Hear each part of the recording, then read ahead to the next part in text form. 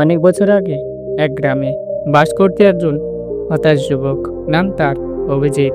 সে কাজ করত, চেষ্টা করত, কিন্তু বারবার ব্যর্থ হতো।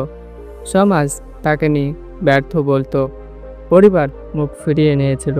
একদিন সে শুনল প্রভু গৌতম বুদ্ধ নিকটবর্তী এক বনে ধ্যান করছেন। অভিজিৎ ছুটে গেল তার কাছে। সে বলল, প্রভু, আমি কেবল ব্যর্থতা, অপমান, কষ্ট দেখতে পাই। দয়া করে আমাকে মুক্তি দিন এই দুর্ভাগ্য থেকে। বুদ্ধদেব শান্তভাবে তাকিয়ে রইলেন। তারপর একটি পাথর তুললেন।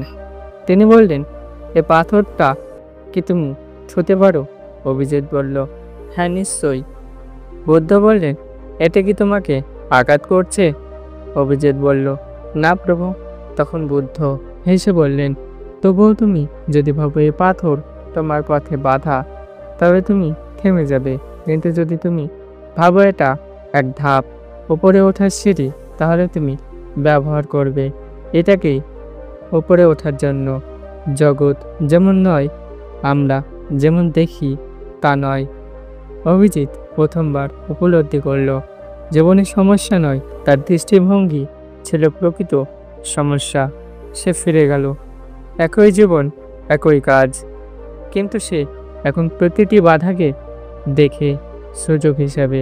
বছর ঘুরতে না ঘুরতেই সে হয়ে উঠল একজন সুসম্মানিত সমাজসেবক এবং একজন ভালো প্রকৃত মানুষ।